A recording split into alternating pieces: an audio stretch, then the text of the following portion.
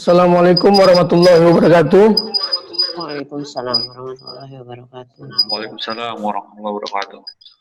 Alhamdulillahirabbil alamin wassalatu wassalamu ala asrofil anbiya'i wal mursalin sayyidina wa maulana Muhammad sallallahu alaihi wasallam. Amma ba'du. Rabbi shrah li sadri wa yassir li amri wahlul 'uqdatam min lisani yafqahu qawli. La ilaha illa anta subhanaka inni kuntu minaz zalimin. Bismillahirrahmanirrahim. La yadurru ma ismi syai'un fil ard wala fis samai wa huwas samiul alim. Rabbi zidni ilma warzuqni fahma. Ustadz Profesor Dr. Abdul Somad LCMA yang kami hormati, beserta seluruh para alumni Universitas Pancasila yang berbahagia, Alhamdulillah pada hari ini kita dapat mengikuti bersama tausiah bersama Ustadz Abdul Somad dengan tema kiat meningkatkan iman dan takwa dalam ibadah di era new normal.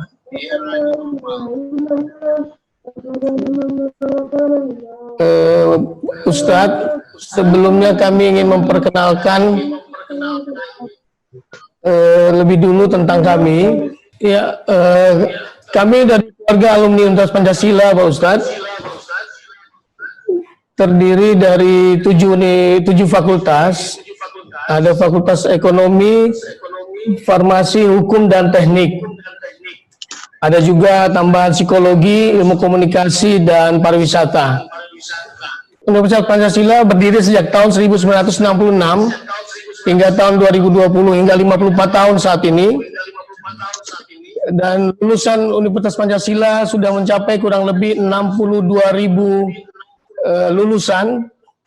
Jadi ada 62.000 alumni Universitas Pancasila saat ini. Seluruh alumni ini menyebar di seluruh Indonesia dengan berbagai prestasi masing-masing. Ada Pak Wilutan, mantan perwira tinggi Polri, yang saat ini menjabat sebagai staf ahli di BNN. Beliau juga mantan duta besar Meksiko. Kemudian ada Pak Anang Iskandar, mantan Kabar Eskrim Polri. Kemudian yang saat ini menjabat sebagai Wakil Ketua DPR RI adalah Bapak Sukmi Dasko Ahmad. Dan ada juga alumni kita yang anggota BPK RI, Bapak Hasanul Kosasi.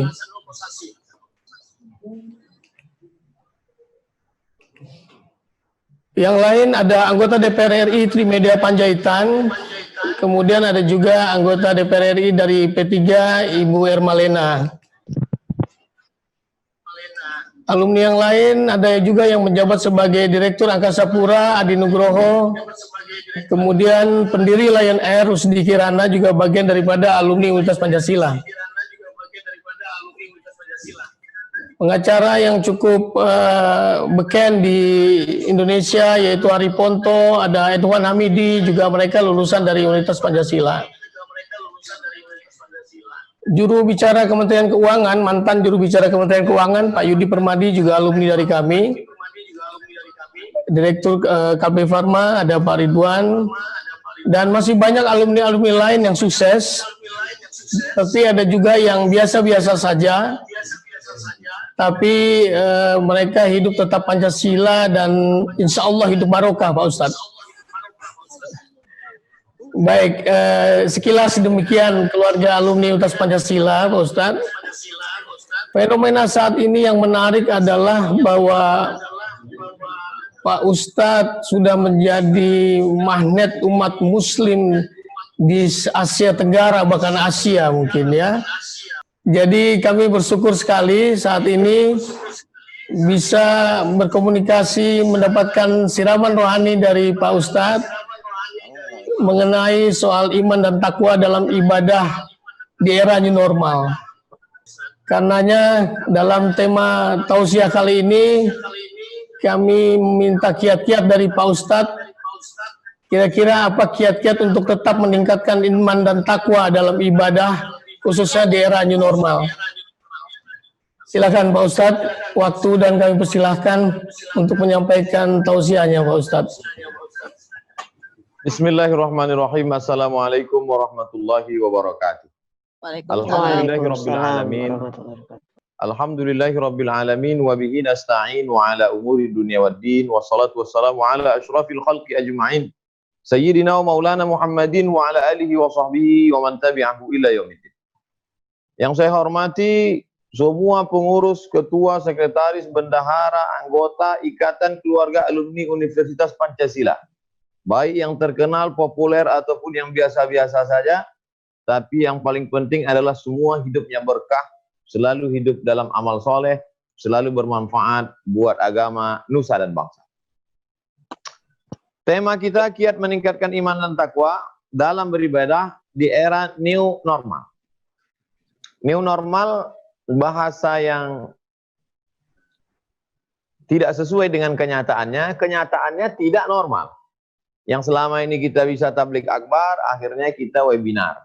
Yang selama ini kita bisa tersenyum, sekarang orang kita tidak tahu senyum atau marah karena wajahnya tertutup dengan masker. Yang selama ini saya mau ke kantor orang disambut dengan salaman, sekarang disambut dengan tembak kening 36 derajat. Yang selama ini kita bisa bertegur sapa, bersalaman, selama ini kadang saya sudah mengulurkan tangan karena segan, rupanya dia sambut pula dengan salam namaste dari India. Artinya kita tidak normal. Nah, saya mau mengatakan terserah mau pakai tidak normal ini apakah new normal, apakah PSBB, apakah lockdown, apakah mengurung diri, apakah mengunci diri, yang jelas bahwa kita tidak normal. Lalu bagaimana pada saat tidak normal kita meningkatkan iman dan takwa? Sekarang kita lihat perjalanan nabi-nabi. Nabi Musa alaihissalam hidupnya normal. Dia punya ayah angkat Fir'aun, dia punya ibu angkat Asia, tinggalnya di istana, hidupnya normal. Sampai akhirnya suatu hari dia melihat ada dua orang sedang bertengkar, berkelahi. Dia pisah, jangan kelahi. Tapi karena orang dua ini bandel, fawakazahu Musa. Musa meninju salah satunya. Begitu dia tinju, mati yang ditinju itu. Akhirnya mau tidak mau Nabi Musa harus menjalani hidup new normal. Dia lari dari istana Firaun, lalu kemudian dia hidup, melockdown diri, PSBB, putus kontak dengan orang, new normal. Di saat new normal itu perenungan panjang. Di saat new normal sebenarnya kita sedang berhenti dari putaran yang tak berhenti, putar sampai kita tidak tahu hidup ini mau kemana. Maka ada kalanya kita dihentikan sejenak. Hanya saja selama ini kadang berhentinya itu personal. Ada yang berhenti karena anaknya meninggal, ada yang berhenti karena ditipu orang, ada yang berhenti karena tsunami, ada yang berhenti karena gempa bumi, ada yang berhenti karena gunung meletus. Tapi baru kali ini terjadi pemberhentian skala internasional universal sekali waktu. COVID-19 penyebabnya. Tapi sebenarnya hakikat di balik itu semua adalah Allah Subhanahu wa taala. Nabi Musa alaihissalam dijadikan Allah Subhanahu wa taala ada sesuatu situasi kondisi tidak normal untuk supaya berpikir panjang. Nabi Muhammad sallallahu alaihi wasallam, istrinya bisnismen Khadijah, dia sendiri pelaku bisnis. Lalu kemudian dia punya anak, punya keluarga normal, disenangi oleh orang Makkah. Semua orang Makkah menggelar dia Al-Amin, orang paling jujur di antara orang Makkah. Tapi kemudian terjadi new normal. Usia 38, usia 39, usia 40. Dia naik ke Jabal Nur. Tahannus. Menyendiri di atas Jabal Nur. New normal. Dia mengunci dirinya. Apakah itu lockdown, apakah itu PSBB. Tapi yang jelas pada saat mengurangi interaksi sosial, saat itu kita sebenarnya dalam perenungan panjang. Jadi kalau ada orang Islam, new normal ini malah dia stres, depresi, maka sesungguhnya dia tidak mengerti ajaran ini. Di saat kita sholat sebenarnya kita sedang memutus hubungan sejenak dengan manusia, kita bermanis-manis, bernikmat-nikmat, bernyaman-nyaman, bertenang-tenang, berkhusyuk-khusyuk dengan Allah. Allahu Akbar. Tapi cuma 5 menit, 10 menit. Di saat 11 bulan sibuk makan ini, makan itu, pesta kuliner, ada Allah buat lockdown kah namanya, PSBB kah namanya, new normal kah namanya, tapi tidak normal 1 bulan. Jangan makan ini, jangan minum ini, jangan ngomong ini, jangan ini, jangan ini. Yang halal-halal. Maka sebenarnya di balik itu adalah kita sedang menemukan titik balik. Kita dihadapkan pada sesuatu yang tidak normal supaya kita berpikir secara normal. Lalu kemudian itu pula yang terjadi pada orang-orang soleh. Itu yang terjadi pada wali-wali Allah. Ada kalanya mereka. Makanya sebetulnya new normal adalah kesempatan untuk berpikir. Action itu penting. Tapi action yang tidak dilandasi pikiran yang jernih, maka dia action yang hampa. Oleh sebab itu new normal adalah kesempatan untuk berpikir. At-tafakkur sa'ah, berpikir sesaat. Khairum min qiyami lailah. Dengan adanya COVID-19, dengan adanya PSBB, dengan adanya lockdown, dengan adanya new normal, kita sadar bahwa yang selama ini adidaya ternyata tidak berdaya. Selama ini yang mempertuhankan materi, ternyata materi tidak bisa berbuat apa-apa. Selama ini yang punya ketergantungan dengan ngopi bareng, nonton bareng, ternyata teman-teman juga takut dengan kematian. Setiap pertemuan selalu beralasan, jangan-jangan dia bawa virus. Jangan-jangan tangannya ada mengandung virus. Hari ini kita sedang disadarkan bahwa teman-teman yang hebat-hebat, yang kaya-kaya, yang punya jabatan-jabatan, tidak ada satupun yang kebal COVID-19. Betapa tidak berdayanya kita. Betapa tak bernilainya S1, S2, S3, jabatan, harta, kekayaan, martabat, harkat yang diagungkan, dimuliakan orang. Betapa bapak dokter yang hebat-hebat gugur meninggal dunia, semoga menjadi syuhada. Oleh sebab itu, kalau ada yang mengaitkan bagaimana meningkatkan iman dan takwa di era new normal, wajib new normal saat tenang, saat bersunyi-sunyi, saat menyepikan diri untuk memikirkan ke depan kita ini akan kemana, selama ini kita buat apa aja, terus setelah ini kita akan meninggalkan apa untuk dunia, dan sudah sebanyak apa manfaat dan sudah banyak apa pula mudarat yang kita timbulkan. Oleh sebab itu new normal salah satu cara untuk membangkitkan lagi kekuatan, kedekatan dengan Allah Subhanahu wa ta'ala. Karena tak ada tempat bergantung, la haula wala quwata illa billah. Kalau mau tahu rasanya, coba temu, dialog dengan teman-teman yang pernah kena ODP. Kalau mau tahu rasanya, jumpai pasien COVID yang sudah sembuh. Gimana sih rasanya menunggu penantian sembuh atau tidak, hidup atau mati. Maka di situ kita akan, tapi biasanya kata-kata tidak bisa masuk ke dalam rasa, rasa tak bisa terwakili oleh kata. Ada juga sebagian orang tak bisa mendengar penjelasan, nunggu dia betul kena, barulah dia rasakan. Tapi kita tidak demikian. Kita tidak mau setelah kena baru penyesalan panjang. Kita ingin mengambil pelajaran dari orang banyak. New normal meningkatkan imun. New normal menaikkan iman. Kalau iman takwanya kuat, imunnya naik. Kalau imunnya naik, maka insya Allah virus tidak akan bisa menyerang. Karena tubuhnya sendiri mengeluarkan penangkal anti virus. Maka insya Allah dia pun sehat. Berapa banyak orang yang terkena virus? Sampai hari ini belum ada lagi obatnya. Tapi kenapa dia sembuh? Karena tidak lain tidak bukan, tubuhnya sendiri yang memproduksi itu. Kemarin saya baru saja tausiah di rumah sakit, kata Pak Dokter, Ustadz Somad, sampai sekarang antivirus ini belum ada. Sampai sekarang satu-satunya orang hanya bisa cuci tangan. Tapi mungkin orang lupa Ustadz Somad, bahwa cuci tangan atau menggunakan hand sanitizer itu membunuh bakteri, tapi tidak membunuh virus. Loh, virus tak mati Pak Dokter? Tidak Ustadz Somad. Lalu apa yang bisa membuat dia mati? Dia bisa mati kalau tidak makan. Kalau orang tidak makan akan mati. Virus juga kalau tidak makan akan mati. Apa makanannya Pak Dokter? Makanan virus adalah gula. Kalau begitu rendahkan gula, kadar gula pada tubuh, virus akan mati. Gimana cara menurunkan gula itu Pak Dokter? Puasa sunat Pak Ustadz. Itulah yang Ustadz ceramahkan selama ini. Puasa sunat di bulan Syawal 6 hari. Puasa sunat di bulan Zulqa'dah 1 bulan bagus puasa. Zulqa'dah, Zulhijjah, Muharram, Rajab. Zulqa'dah, Zulhijjah, Muharram, Rajab, 4 bulan haram. Apalagi nanti pada hari Rabu tanggal 1 Zulhijjah. Nabi SAW melaksanakan puasa. Maka puasa ini amat sangat baik. Yang selama ini berpuasa istiqamah. Dari mulai tanggal 22, 23, 24, 25, 26, 27, 28, 29. 30, 9 hari.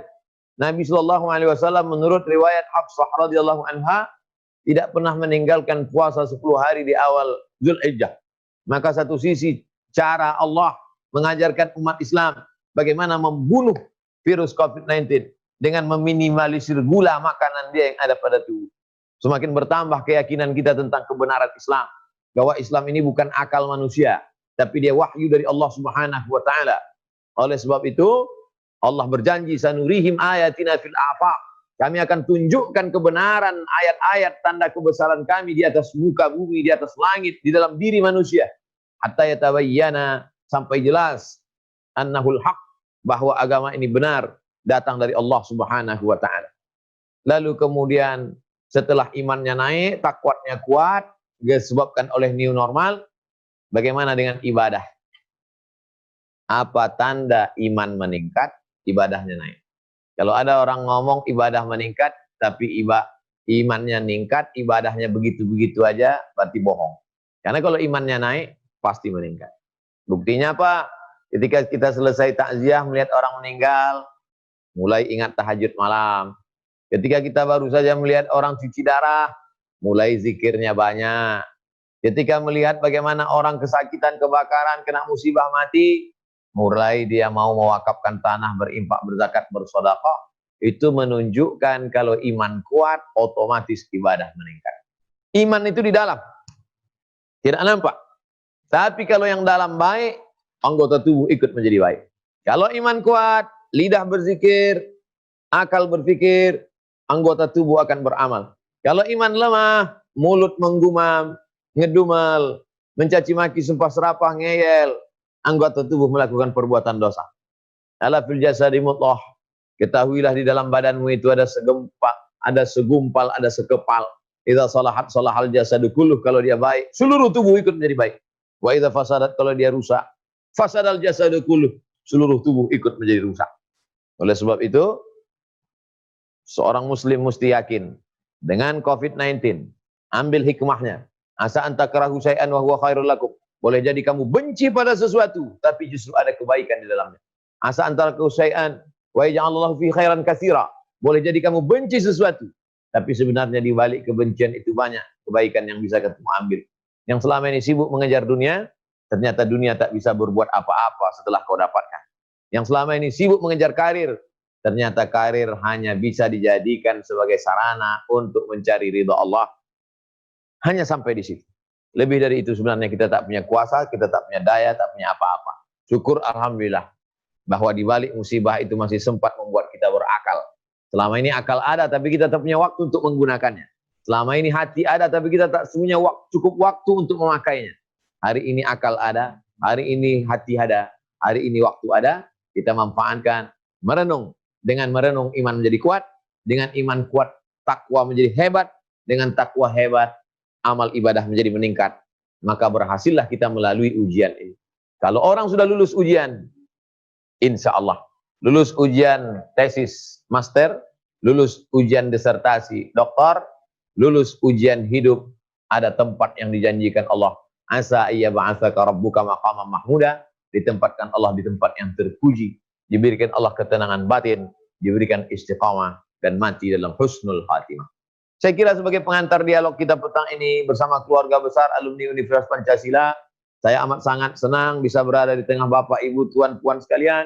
Maka kita lebih banyak berdialog interaktif. Saya kembalikan kembali kepada moderator. Mohon maaf. Wassalamualaikum warahmatullahi wabarakatuh. Warahmatullahi wabarakatuh.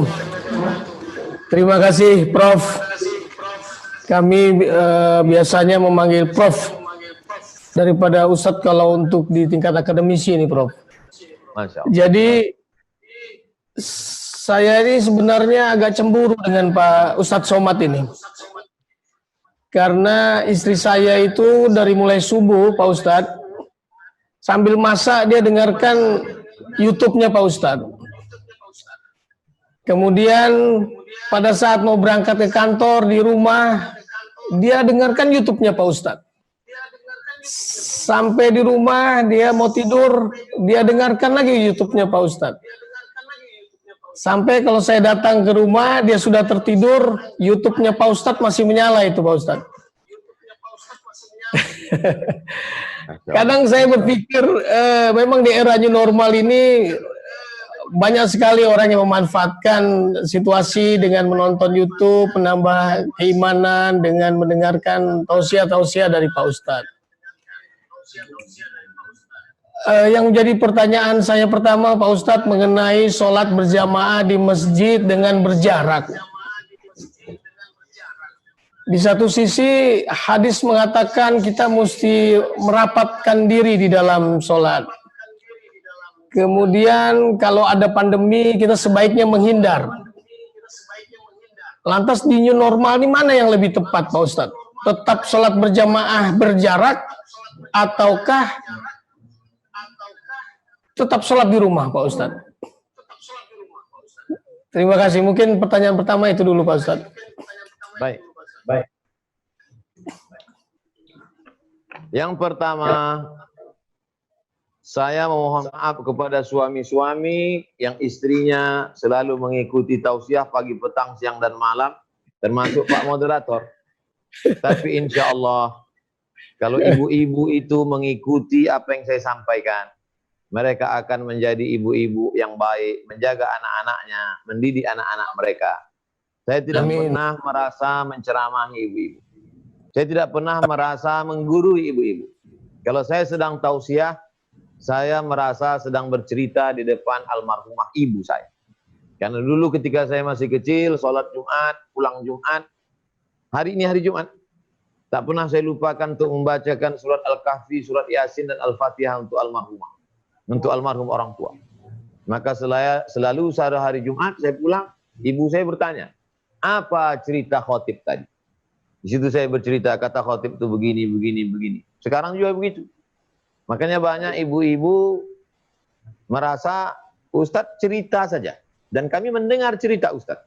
Saya tidak pernah menyuruh orang, saya tak pernah mendikte orang, saya tak pernah menjudge orang. Saya hanya bercerita tentang apa yang pernah saya baca, tentang apa yang pernah saya dengar, tentang apa yang pernah saya terima dari guru-guru saya. Mudah-mudahan bermanfaat untuk dunia akhirat, dan kita dijadikan hamba-hamba yang istiqomah. Amin ya rabbal alamin. Yang kedua, menyikapi bagaimana ibadah, kita mesti mengerti mana rukun, mana syarat, mana wajib. Mana rukun, mana syarat, mana wajib. Mana sunat, mana mubah, mana makruh. Rukun, syarat, wajib, sunat, mubah, makruh. Apakah merapatkan shaf itu rukun? Bukan. Apakah merapatkan shaf itu syarat? Bukan juga. Apakah merapatkan shaf itu wajib?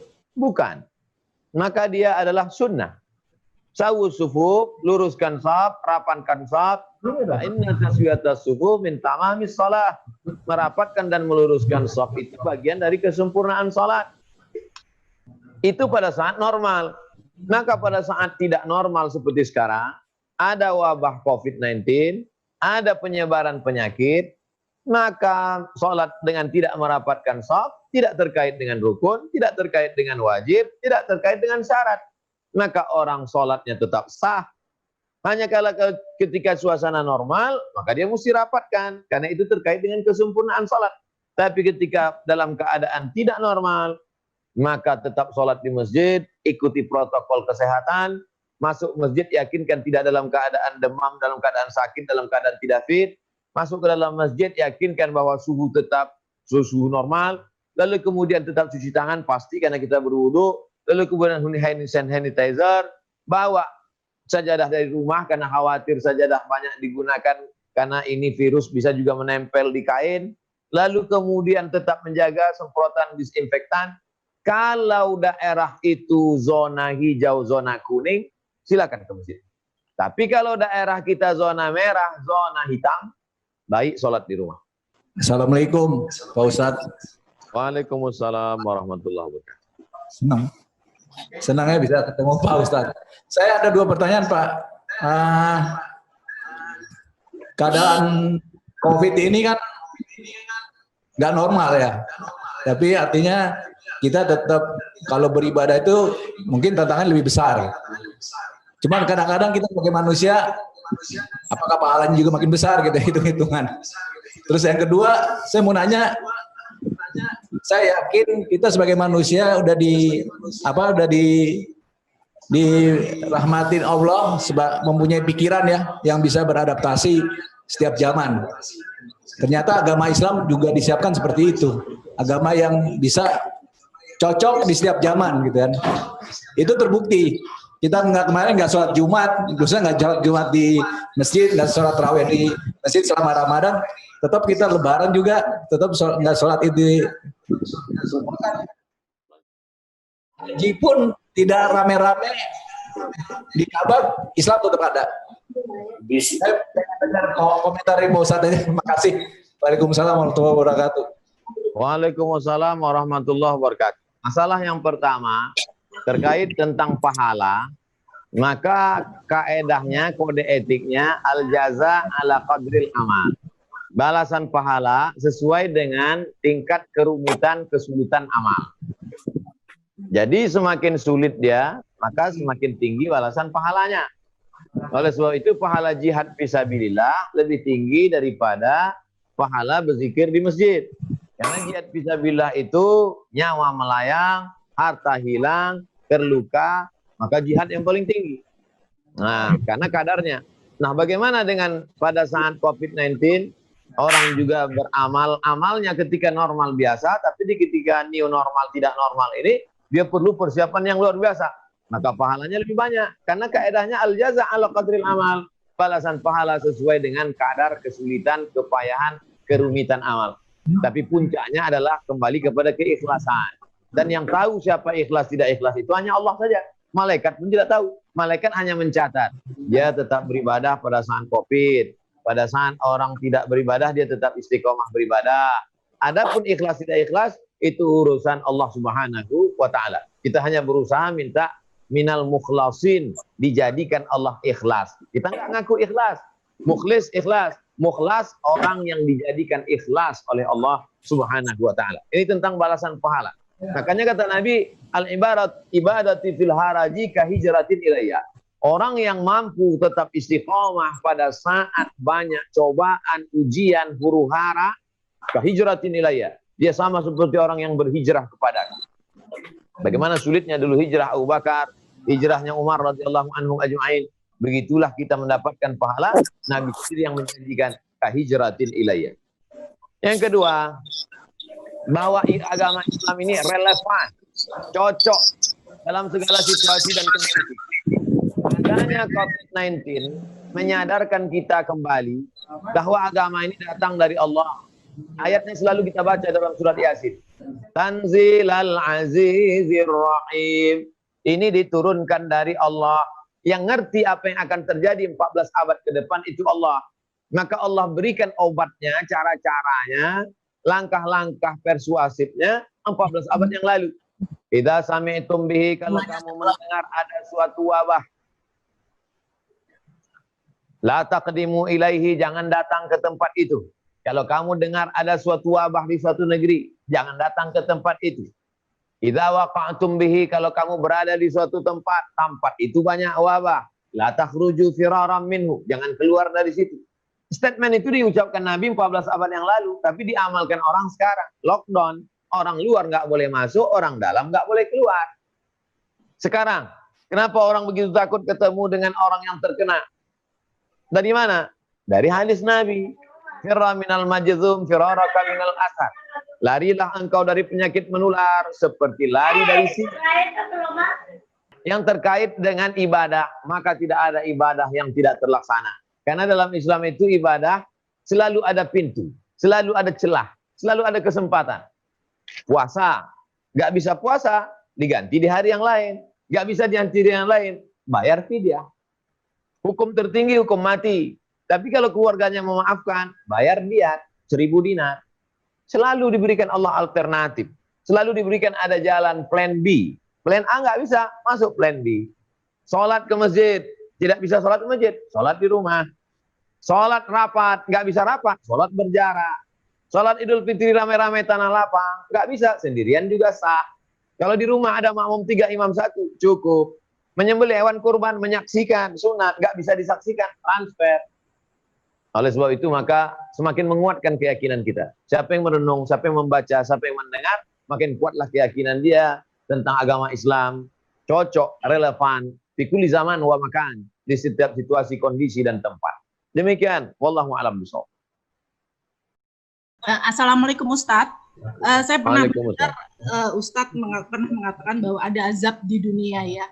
Jadi azab itu orang itu bahagialah di dunia. Misalnya dia tidak pernah menjalankan kewajiban-kewajibannya, tapi dia dalam hal rezeki dia baik atau apalah, dan di saat terakhir dia misalnya korupsi atau anaknya narkoba.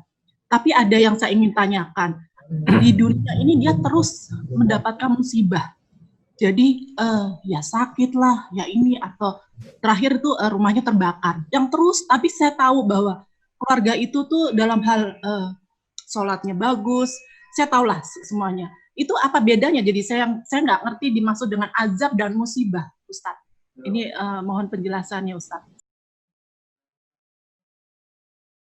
La yusibul mu'min min nasabin wala wasabin wala saqamin wala syaukin.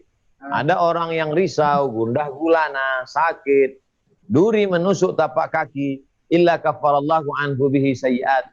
Allah sedang menghapuskan dosa-dosanya. Ini yang pertama. Apapun yang sedang kita alami, maka dia menghapuskan dosa-dosa.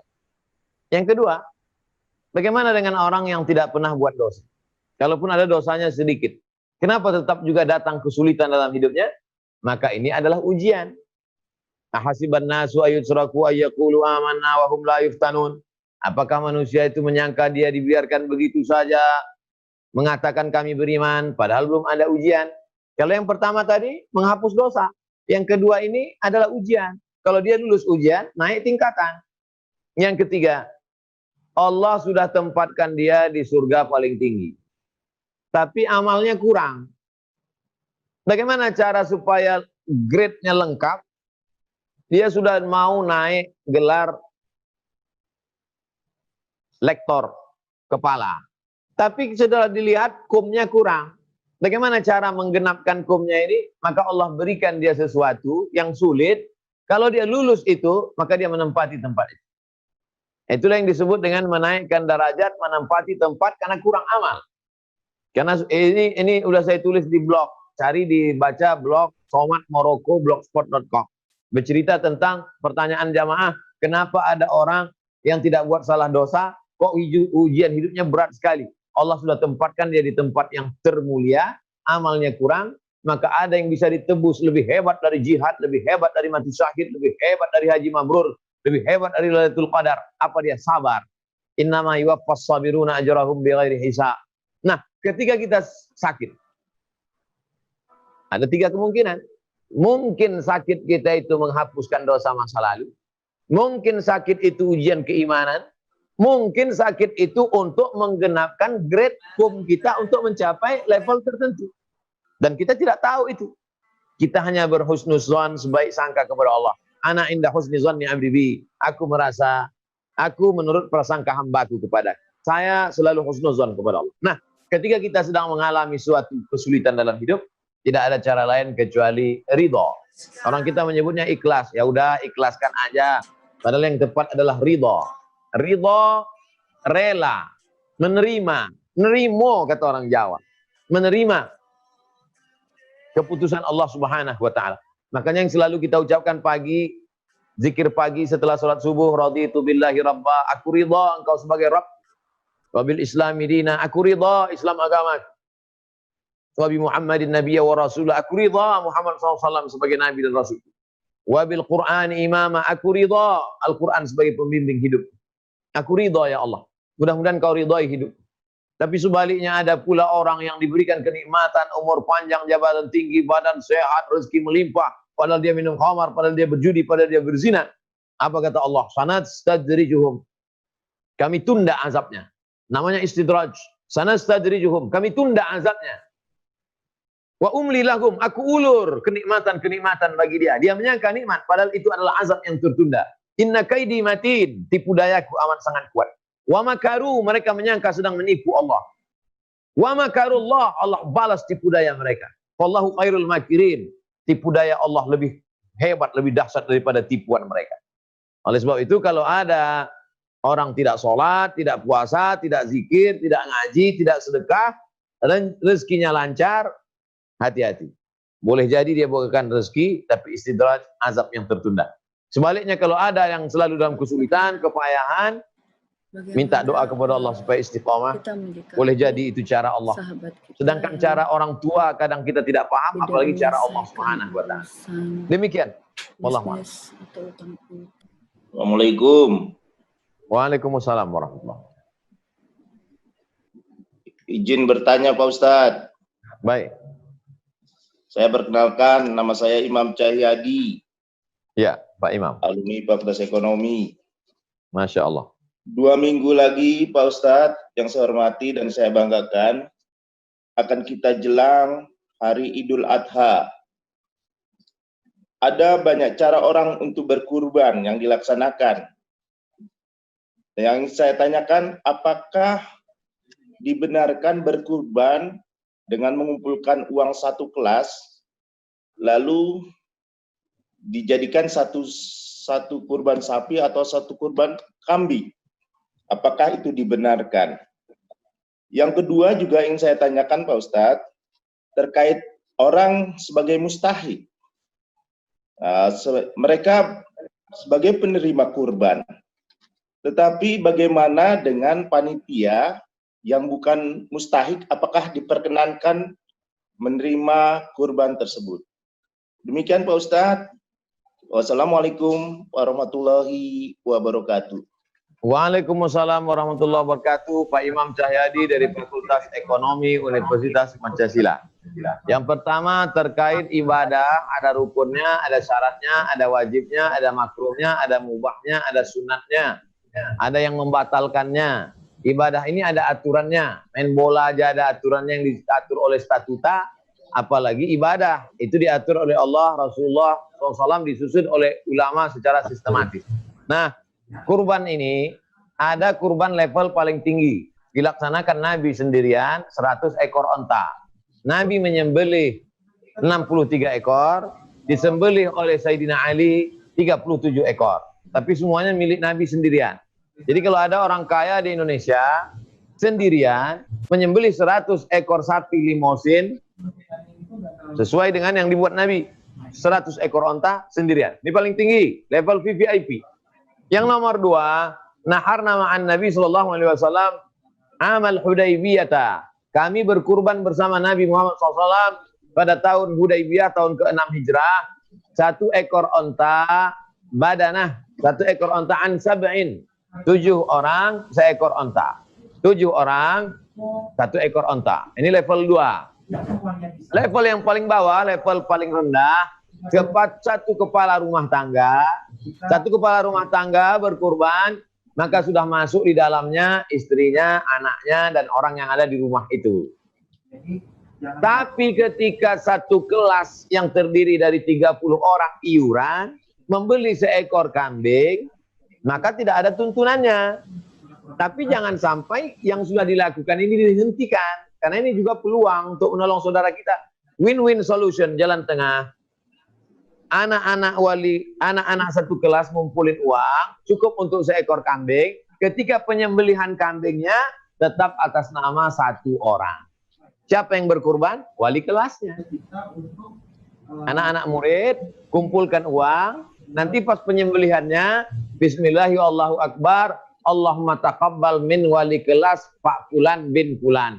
Anak-anak kepada wali kelasnya terhitung sebagai sedekah. Sedangkan wali kelasnya terhitung sebagai dia sudah mengajarkan kebaikan ke anak-anak. Tapi pahala kurbannya dia sudah berkurban. Nah, ini jangan 1 kelas lalu kemudian kurban 1 kelas. Nah, maka itu tidak ada tuntunannya. Demikian tentang jumlah orang, saya sebutkan 3 level A, B, C. Kemudian tentang panitia. Nabi menyembelih kurban. Setelah Nabi menyembelih kurban, Nabi memakan hati hewan kurbannya. Ini yang paling afdal.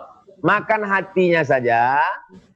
Setelah hatinya dimakan, dagingnya wa at'imul ba'isal faqir, bagi ke fakir miskin semua. Ini yang paling afdal, the best, bagi semua ke fakir miskin.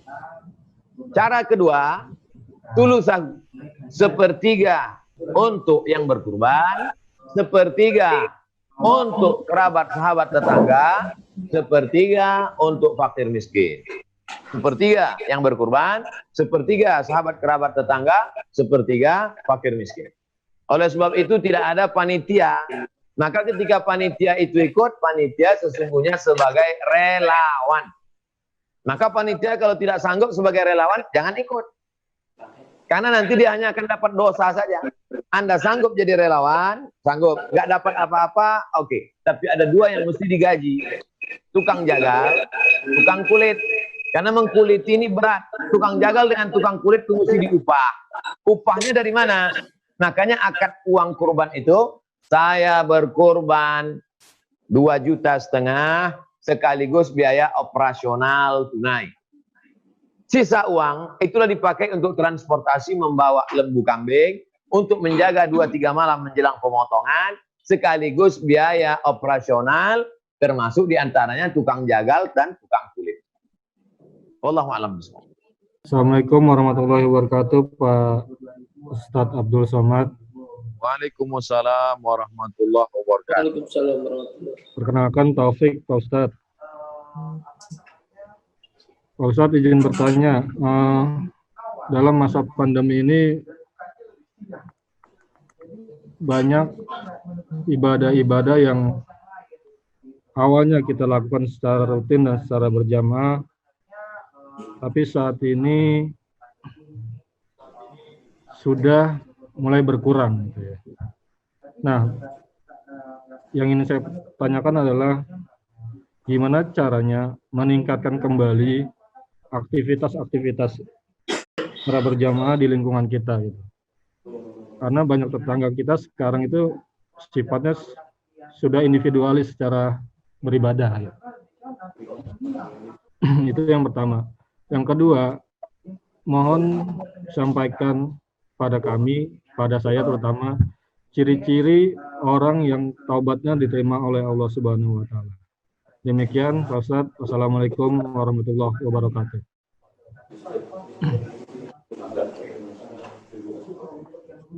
Waalaikumsalam warahmatullahi wabarakatuh. Akhi Taufik Siddiqi dari Fakultas Teknik. Pertama, kita mesti pahami antara plan A, plan B. Plan A, sholat berjamaah Jumat. Nggak bisa plan A karena satu dan lain hal, sholat Jumat diganti jadi sholat zuhur. Plan A, puasa. Nggak bisa puasa, plan B, qadha diganti di hari yang lain. Nggak bisa plan B, plan C, bayar. Plan C, bayar fidyah. Jadi kalau orang memahami konsep itu, nanti ketika normal dia akan balik ke plan A. Maka beribadah itu dengan ilmu bukan ikut-ikut orang. Ketika normal, balik ke plan A. Aslinya shop rapat dan lurus. Tidak bisa plan B. Shop jarang. Begitu sebabnya hilang, dia balik ke plan A lagi. Nah, bagaimana kita mau mengajak jamaah ke masjid, sedangkan kita new normal? Oleh sebab itu maka, nanti setelah suasana normal, kita akan bangkitkan lagi semangat, tapi menjelang normal itu jamaah mesti kita kasih tahu, kita sekarang plan B. Ketika normal, kita balik ke plan A. Itu mesti dia paham. Pertanyaan kedua, ada orang yang tahu tobatnya diterima Allah? Nggak ada. Karena Allah rahasiakan Lailatul Qadar. Nggak ada yang tahu siapa yang Lailatul Qadar. Tidak ada yang tahu siapa yang dapat sholat wusta. Tidak ada yang tahu siapa dapat haji mabrur. Tidak ada yang tahu siapa dapat taubat nasuha. Mengapa kita tidak diberitahu? Supaya kita terus berharap dan bersemangat. Tapi ciri-cirinya, sifat-sifatnya ada. Yang sebelumnya pelit, bakhil, setelah itu jadi pemurah. Yang sebelum itu keras, susah nangis, setelah itu hati menjadi lembut. Yang sebelum itu kasar, setelah itu menjadi orang yang sopan. Ciri-ciri itu ada. Maka kita temukan itu dalam diri kita jaga, kita pelihara. Kalau tidak ada, maka kita mesti untuk istiqomah. Demikian. Wallahu a'lam bishawab. Terima kasih Pak Ustadz. Assalamualaikum warahmatullahi wabarakatuh. Waalaikumsalam warahmatullahi wabarakatuh. Assalamualaikum warahmatullahi wabarakatuh, Ustadz. Waalaikumsalam warahmatullahi wabarakatuh. Saya Linda Rens, Ustadz dari Fakultas Farmasi. Yang ditanya. Ya, saya mau bertanya, bagaimana keutamaan antara kita membayar zakat, kurban, daripada kita membayar atau melunasi hutang, Ustadz? Itu pertanyaan pertama. Pertanyaan kedua, nanti kalau kita di padang mahsyar, Ustadz, kalau misalnya kita masih mempunyai persoalan yang belum selesai di dunia, apakah kita nanti di padang mahsyar harus mencari orang tersebut atau orang yang punya masalah dengan kita, sementara kita saat itu sudah sibuk dengan ketakutan perhitungan hisab kita, Ustadz.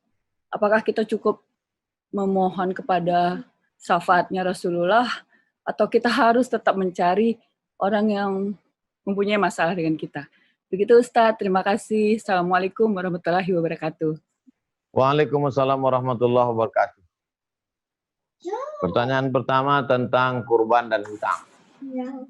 Selalu saya jelaskan, kita punya skala prioritas. Paling tinggi wajib, di bawah wajib sunat muakkad, di bawah sunat muakkad sunat, di bawah sunat mubah, di bawah mubah makruh, di bawah makruh haram. Paling tinggi wajib, di bawah wajib sunat muakkad, di bawah sunat muakkad sunat, di bawah sunat mubah, di bawah mubah makruh, di bawah makruh haram. Nah, antara hutang dengan kurban ini mana levelnya? Membayar hutang jatuh tempo wajib. Berkurban sunat muakkad. Ketika berbenturan, hutangnya 2,5 juta. Jatuh tempo mesti dibayarkan 31 Juli. Yang lebih didahulukan bayar hutang jatuh tempo. Tapi kalau hutang ada, sekarang orang punya banyak hutang. Ada hutang mobil, hutang rumah, hutang itu segala macam. Tapi belum jatuh tempo. Maka dia punya uang kurban, ada bayar cicilannya. Maka belum jatuh tempo. Bedakan antara hutang jatuh tempo dengan proses dalam pembayaran hutang. Saya ulang sekali lagi. Membayar hutang jatuh tempo wajib. Berkurban sunan muakkad. Lebih didahulukan membayar hutang jatuh tempo daripada berkurban. Nomor 2. Bagaimana kalau kita ada hutang piutang dengan orang lalu kita mati? Kita ada menggeser sempadan pancang batas tanah orang. Sebelum sempat kita pulangkan kita mati. Kita ada pinjam barang orang. Kita aniaya orang, kita zalimi orang. Lalu kita mati. Bagaimana di akhirat? Ya'ti yaumal qiyamati bi salatin. Ada orang yang hari kiamat nanti dia menghadap Allah, salatnya banyak. Wa siyamin, puasa sunatnya banyak. Wa zakatin, sedekahnya banyak. Wa hajin, hajinya banyak. Tapi dia zalim orang. Syatama hadza, caci maki si anu. Wa akala mala hadza, memakan harta si anu dengan cara curang. Wa daraba hadza, memukul si anu. Wa qadhafa hadza, menuduh si anu tanpa bukti. Ukhidat hasanatuhu, amal-amalnya yang tadi diambil, diberikan pada orang yang dia aniaya. Allah transferkan, diambil, amal dia diambil. Setelah itu ternyata yang dia aniaya ini banyak sekali. Satu kampus Universitas Pancasila. Apa yang terjadi? Ukhidat khatayakum, diambil dosa mereka. Diambil dosa mereka, summa turihat ilaih, lalu dilemparkan kepada dia. Diambil dosa mereka, lalu dilemparkan kepada dia, summa turihat finnar, lalu dia dicampakkan ke dalam api neraka. Itulah dosa yang paling mengerikan. Oleh sebab itu jangan aniaya orang, jangan zalimi orang, jangan tipu orang, jangan makan harta orang dengan cara batil. Jangan merasa beruntung sudah mengakali orang. Jangan merasa berhasil sudah mengambil uang orang. Karena kita tidak akan pernah lepas. Di dunia kita lepas, bisa kita bayar pengacara. Di dunia kita bisa lolos karena kita punya kuasa. Tapi akhirat masih ada. Hidupnya hanya sejenak saja. Ini terkait dengan keimanan, keyakinan. Bahwa kita tidak sama mati seperti bangkai kucing. Kita bukan kambing yang ditabrak truk, habis selesai. Tapi kita ada pertanggungjawaban setelah mati menghadap Allah Subhanahu wa Ta'ala. Demikian Ibu, wallahu a'lam bishawab. Assalamualaikum, apakah suara saya terdengar, Ustadz? Ya, silakan. Baik Ustadz, ingin bertanya mengenai zakat, Ustadz. Apa hukum dari zakat profesi yang saat ini masih banyak orang-orang yang meragukan itu gitu, yang dibayarkan per bulan. Dan kemudian untuk penunaian zakat profesi, lebih baik dibayarkan langsung kepada orang miskin atau melalui lembaga, Ustadz? Itu saja, terima kasih. Assalamualaikum warahmatullahi wabarakatuh. Waalaikumsalam warahmatullahi wabarakatuh. Zakat profesi ini bukan baru ada sekarang. Bukan dibuat-buat oleh Badan Amil Zakat Nasional. Zakat profesi sudah ada sejak zaman dulu pada masa Muawiyah. Nabi Muhammad, Abu Bakar, Umar, Utsman, Ali, Muawiyah sudah mengutip tentara-tentara, pekerja-pekerjanya. Begitu juga dengan pada masa Khalifah Umar bin Abdul Aziz. Dia menerapkan zakat bagi pegawai-pegawai kerajaan ketika itu. Itu termasuk dari bagian zakat profesi. Oleh sebab itu zakat profesi dikeluarkan setiap bulan. Cara menghitungnya tetap pendapatan total setahun 85 gram emas. Dikonversi menjadi rupiah kali 500.000 sama dengan 42.500.000. Dibagi 12 maka sebulannya 3,6. Yang berpenghasilan 3,6 maka dia wajib mengeluarkan zakat profesi 2,5%. Itu tentang zakat profesi. Yang kedua tentang pembayarannya, bisa dia bayarkan langsung ke Badan Amil Zakat Nasional. Kalau dia punya tetangga, keluarga, sahabat yang miskin, susah, dia salurkan langsung, maka hukumnya sah. Jadi kalau dia punya penghasilan 1 bulan 5 juta, dia keluarkan 125.000, dia serahkan ke tetangga yang miskin, mereka miskin ini masuk dalam 8 asnaf zakat, maka sah.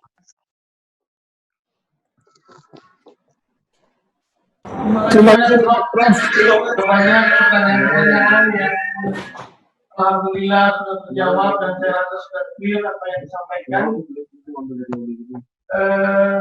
Mungkin sudah waktunya kita untuk mengakhiri tausiah kali ini. Sebagai akhir dari acara ini, Pak Ustaz, Profesor Dr. Abdul Somad LCMA, kami sekali lagi mengucapkan banyak terima kasih atas kesempatan yang diberikan kepada kami, dan kami mohon ijazah, mohon doa kepada kami semua para alumni untuk bisa dapat mengatasi di era new normal ini, menjaga tetap keimanan dan ketakwaan kami. Silakan Pak Ustaz. Astaghfirullahalazim, astaghfirullahalazim, astaghfirullahalazim, alladzi la ilaha illa huwal hayyul qayyum wa atubu ilaih. A'udzubillahi minasyaitonir rajim. Bismillahirrahmanirrahim. Alhamdulillahirabbil alamin, arrahmanir rahim, maliki yaumiddin. Iyyaka na'budu wa iyyaka nasta'in, ihdinas siratal mustaqim. Shiratal ladzina an'amta 'alaihim ghairil maghdubi 'alaihim waladdallin. Amin. Allahumma shalli 'ala sayyidina Muhammad wa 'ala ali sayyidina Muhammad. Ya Allah, jadikanlah ikatan alumni Universitas Pancasila ikatan yang menjalin persatuan ukhuwah Islamiyah, yang menjalin persatuan sehingga mendatangkan manfaat bagi bangsa, negara dan agama, ya Allah. Allahumma ja'alna jadikan alumni Universitas Pancasila menjalin persatuan bersaudara karena la ilaha illallah Muhammadur Rasulullah, sehingga persatuan ini mendatangkan manfaat ekonomi, bisa saling tolong menolong, menjadi tempat bertukar bahan kebaikan dalam rangka wa tawassaw bil haqq wa tawassaw bis sabr. Ya muqallibal qulub, engkau yang membolak-balikkan hati, sabit qulubana, kokohkan hati kami ala dinik dalam agamamu, ala ta'atik dalam ketaatan kepadamu. Allahumma dafa'ana al-ghala wal waba, selamatkan bangsa ini, umat ini, negeri ini dari wabah, bil khusus wabah COVID-19 ini ya Allah. Allahumma wafiqna lima tuhibbu wa tardah, ridhai amal kami, ridhai niat baik kami. Allahumma a'inna, tolong kami ala zikrika, supaya hati kami selalu berzikir denganmu, wa syukrika, selalu bersyukur padamu, wa husni ibadatik, selalu beribadah dengan ibadah yang terbaik ya Allah. Rabbana la tuzigh qulubana, jangan palingkan hati kami ba'da idh hadaitana, setelah kau beri hidayah pada kami. Allahumma ja'al abnana wa banatina minas salihin wa salihat, anak-anak kami jadikan anak-anak yang saleh dan salihah, selamat dari narkoba, selamat dari zina, selamat dari LGBT, selamat dari pergaulan bebas, selamat dari perbuatan keji dan mungkar. Amin. Allah marzuqna istiqamah, berikan kami istiqamah dalam menjalani hidup ini ya Allah. Buat kami selalu ingat mati, buat kami selalu mensyukuri kesehatan, buat kami selalu orang-orang yang ridha. Jauhkan hati kami dari riya, jauhkan dari dengki, dari dendam kesumat. Allah makhtim lana bi husnil khatimah, tutup usia kami dengan husnul khatimah. La taqim alaina bi su'il khatimah. Amin. Atina fid dunya hasanah wa fil akhirati hasanah. Wassallallahu alaihi wasallam.